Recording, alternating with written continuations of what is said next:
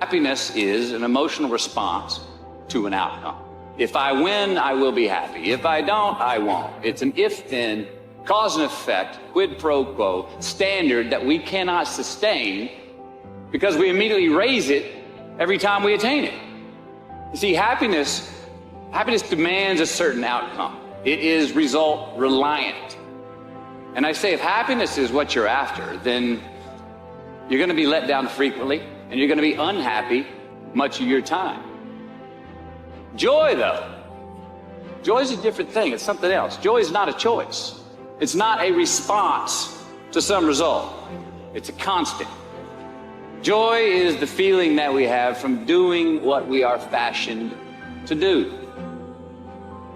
You can have more than you've got because you can become more than you are. That's the challenge. And of course, the other side of the coin reads, unless you change how you are, you'll always have what you got. This is something you attract, not something you pursue. Success is looking for a good place to stay. So instead of going after it, you work on yourself. Personal development. See, the major question to ask on the job is not what are you getting? The major question to ask on the job is, what are you becoming? Motivation is a feeling that comes and goes, and it doesn't matter whether it's there or not. Discipline is infinitely more important. No matter how you feel, get up and do what you're supposed to do. That's it. And that's discipline. It's not motivation. If you only did what you were supposed to do when you were motivated to do it, that's leaving it to chance. But if you're disciplined, you go do what you're supposed to do. That's the way it works. And many people go through life never getting in touch with their greatness because of the lack of motivation to push themselves, or because they have not found something that they believe to be worthwhile to challenge them. I heard a poem once that said, many a flower has bloomed unceasingly and wasted sweetness upon the cold desert air.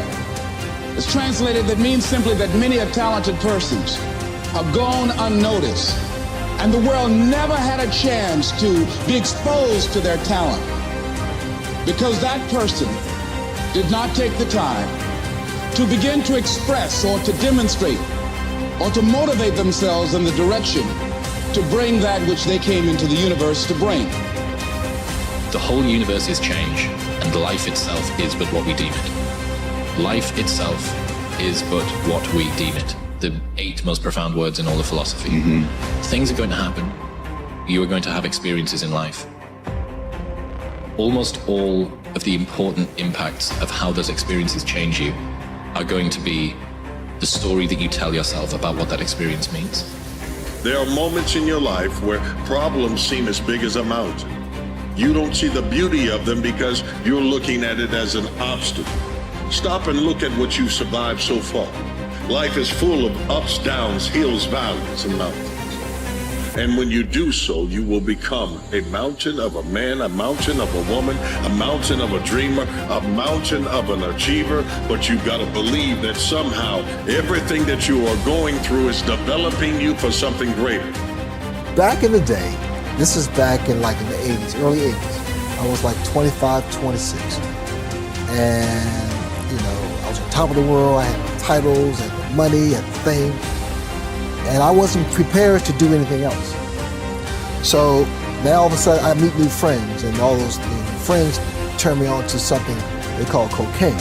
So I became an addict, I became an alcoholic, and I did all those things and giving myself no respect. And I did that for a couple of years. But the thing about it, I thank God, I'm a blessed man. I am a guy who had good people around him, and also I surrendered myself. If you don't come to grip with who you are, you'll never be happy. I am the happiest I've ever been in my life, because now I'm okay in my own skin. But I am cool with who I am. I mean, I can walk into this room and if no one recognizes me, it's okay. It's okay. I'm okay with who I am. Life is a fight, life is a challenge, and everyone is not nice. Everyone don't have morals, and some people try to take what you have. I mean, all of those things. And I just found a place recently, in the past couple of years, that has made me the man I am today. I've been 10 years sober. It was hard for me to say I'm an alcoholic. because I'm Sugar Ray Leonard. When I finally was able to say that, my life got better. My life got so much better. And I was sexually abused as a kid, and I kept it to myself for many, many years.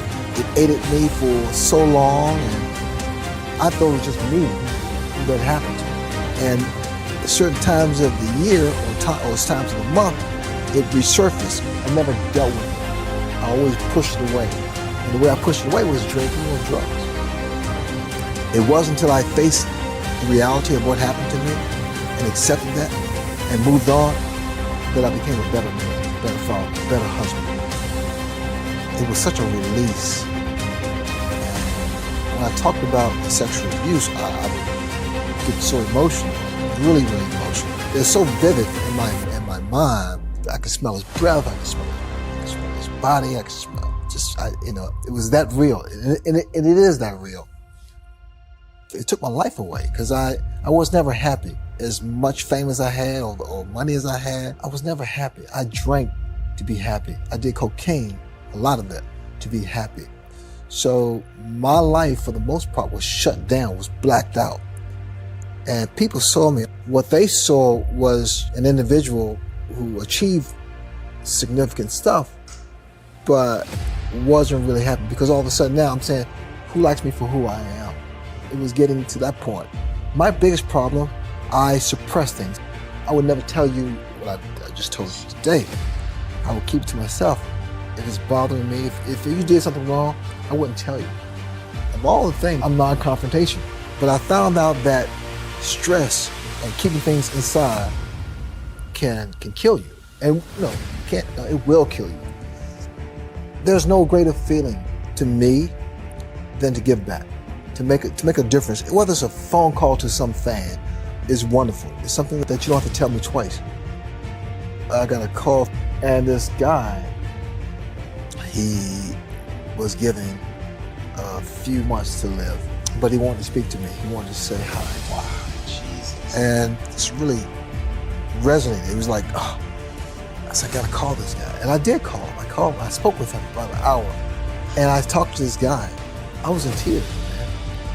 And I said, man, you keep fighting, man. He said, Ray, talking to you right now, man, it has given me so much more life and so much more courage. It's just little things that you do or you can do that makes a difference in someone's life. And I cherish that moment. And I valued that time with that young man. I've been blessed in so many ways. It's nothing for me to make a phone call. But to him, that gave him another day, another week, another month on this earth. It costs nothing to be nice. It costs nothing to be nice. What's your definition of a life well lived? It's about pursuing and accomplishing your dreams. I tell people all the time to dream the dream. Because your dreams are like your GPS towards your success. So your dreams are what allows you to see the light at the end of the tunnel. It's what gives you motivation, determination. And you go for that. You go for that dream. You reach out and you work hard. Because people tell other people what they can't do. So they tell you, you can't do that. And a lot of times, 9 times out of 10, we believe them. But they're telling you what they can't do. Don't let them tell you what you can't do. I talk about success. I talk about victory. Victory is defined in so many ways. For me, my victories are my family, my gold medal, and my titles. And for other people, the victories can be emotion, a new home, be something simple. No matter how you define victory, you just gotta go for it. You have to go for it and be the fighter. We are fighters. And if I know anything about fighting, I know how to win.